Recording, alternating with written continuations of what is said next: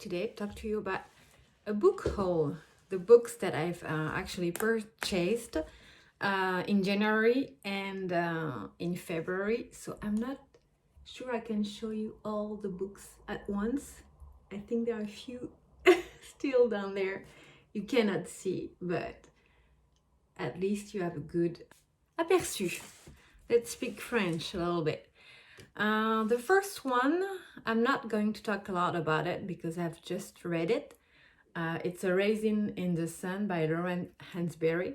Well, I had no idea who she was before Claire mentioned this play in her video, and as soon as I bought it, I read it, and it's great. It's great. So I will talk to you about this play later. Savage Conversations by LeAnne Howe. I'm not sure if it's you say Howe. I would say Howe. We would never pronounce it this way in French, but it could be also a play. It's a weird thing, but it's a great thing. I read it because of Claire again, and I really enjoyed it. I know Suzanne Power. I've read her books before, so the introduction is by Suzanne Power. So I was very curious about this book, and it taught me a lot about American history. I mean, at least one event in the American history I didn't know about Abraham Lincoln's presidency. So these are the two books that I've bought and already read. Another one, so you know that I read On Division, and that I have this particular personal interest into the Hasidic community, and I actually heard about another book. Someone told me about this book that was that came out years ago, 95. So yeah, it's a long time ago, and it also took place in America. So it's called The Romance Reader. I have no idea if you have read it before, by Pearl Abraham, and it's a story about this young Hasidic teenager who wants to be free like other girls, who has aspiration, her own aspiration. So she likes to read Barbara Cartland, Victoria Holt, or Charlotte Bronte's books, and of course she's not allowed to, but she does, and she starts, doing things out of the community, and I'm really curious about it. I've heard a great thing about it, so yes, good find. My other personal interest is the Bosnian, ex-Yugoslavia, Bosnian War back in 1992 to 1995. So I've read already one book and this year about the conflict, and now I've ordered more books concerning this time period that took place in Europe long time ago, but who has a personal connection to me. And actually sometimes Amazon is a good thing, because you look up for a book, because I wanted to know if I could find the book in French, the first book I read, and I found it in French. And then Amazon points out other books that might interest you, because they are about the same subjects. So that's how I could find those two books. I've never ever seen them on booktuber channels, so I'm not sure if they're really good or bad. I mean, the reviews on Amazon were really good, but who knows. So this one is by Kenan Trebinčević, The Bosnia List. I really like the cover, even though it's a sad one.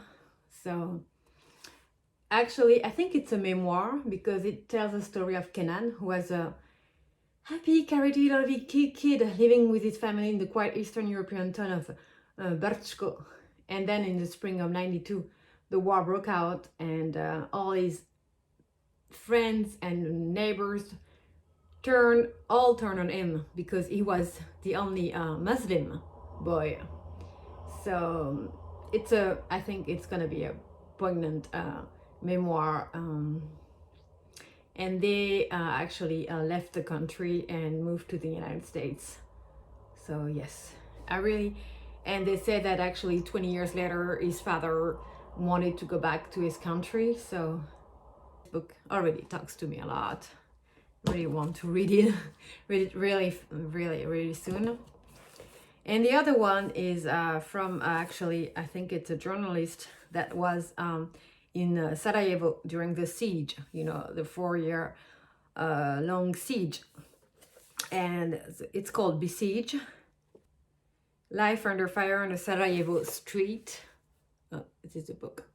So this one is actually a new edition. It's not the other one was a second hand, but this one is a new edition. Couldn't find it other way. And so yeah, I really want to read about it because in Europe we, you know, we saw many images of the Sarajevo streets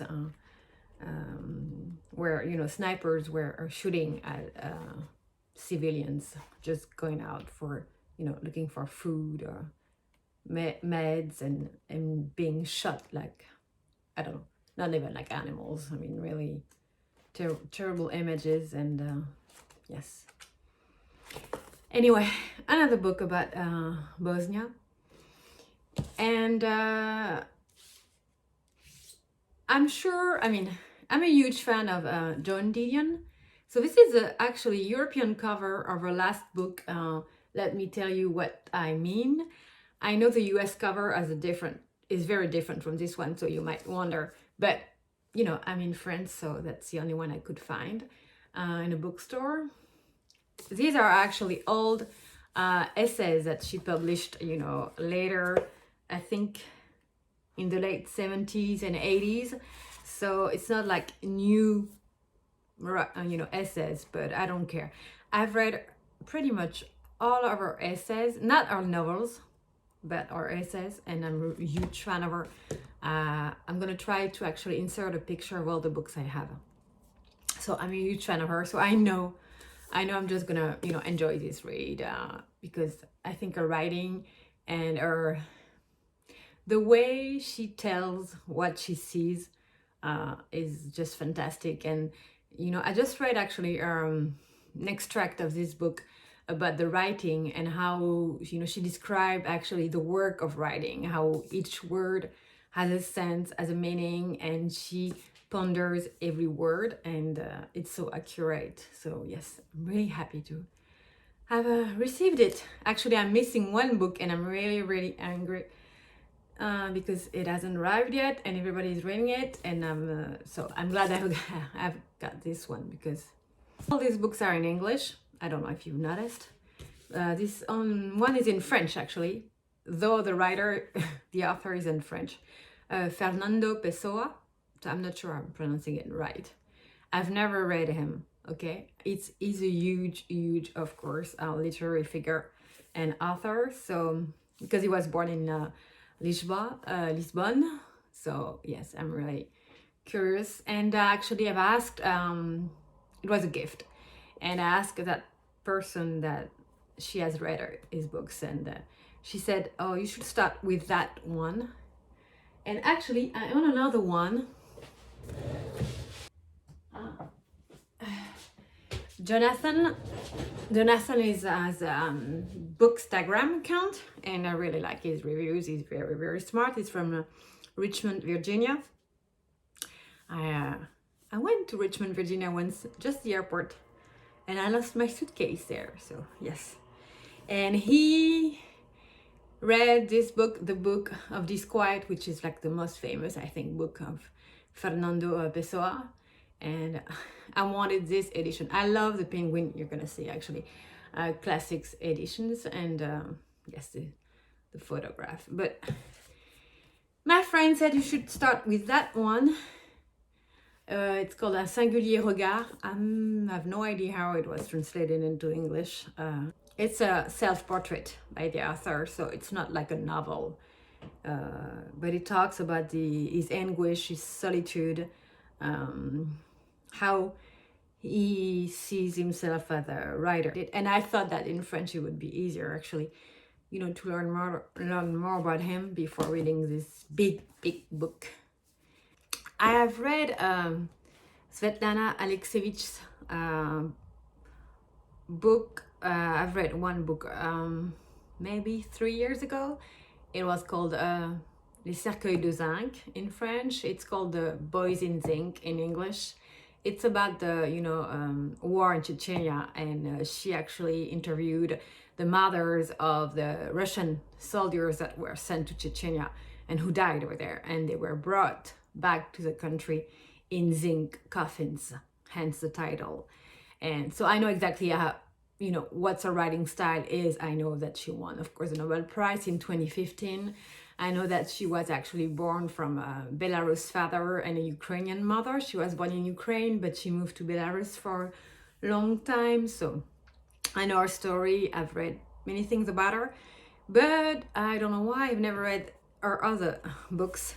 So I decided to get Chernobyl Prayer and Last Witnesses. So Chernobyl Prayer is actually one of the most famous ones, and I don't have to talk to you about Chernobyl, And this one, The Last Witnesses, is about actually the Soviet children that were actually caught up in the horror of the Nazi invasion. So it's, long time ago.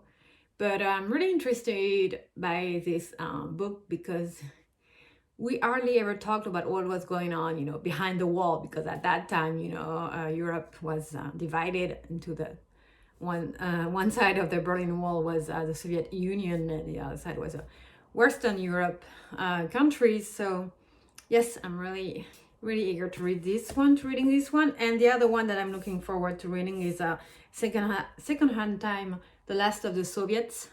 So this one is about the post-Soviet period and Putin's ascent. And I think it's like 25 years old or 20 years old, and Putin is still president. So yes, I think it would be also a great read. It's hailed as a masterpiece across Europe. So I never doubted that I would actually enjoy reading all these books. So that's why I bought them.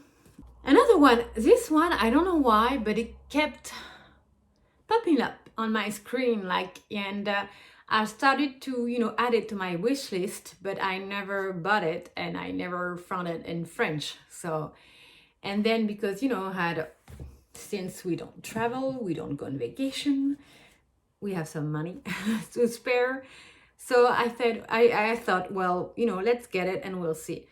I'm not into Japanese writers at all. I just actually, until a few months ago, every time I tried reading Japanese writers, it was a failure. Okay, it was a big fail.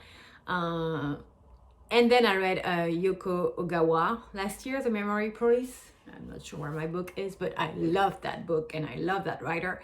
So, and then I read, I'm not sure that, I can't remember the American title of another Japanese book.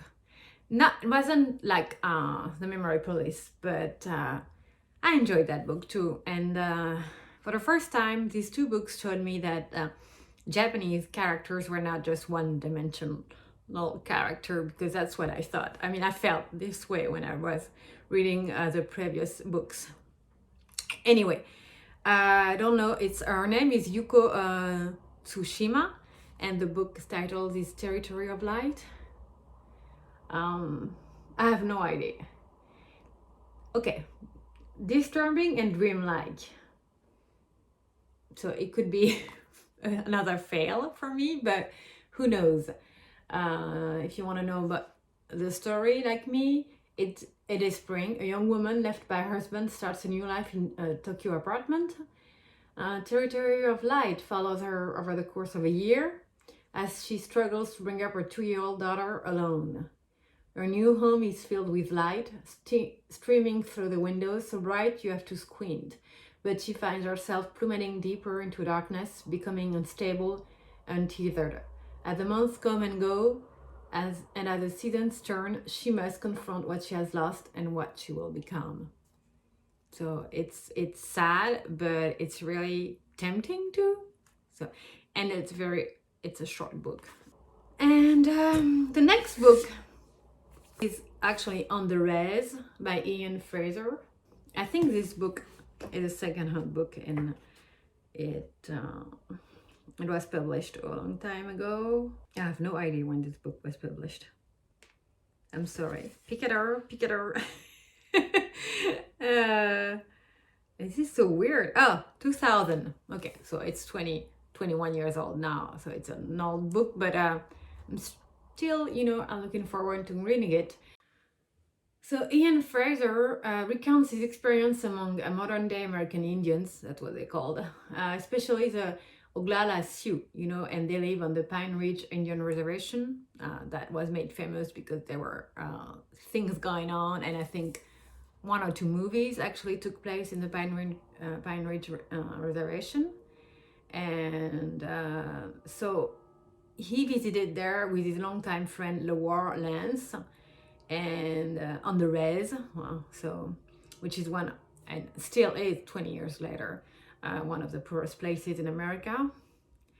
And he's gonna meet many people and portray actually these people, their toughness, their humor, and I'm really looking forward to reading it because I think I'm gonna really enjoy being with him on the road, in the res, yes, and meeting all these great people.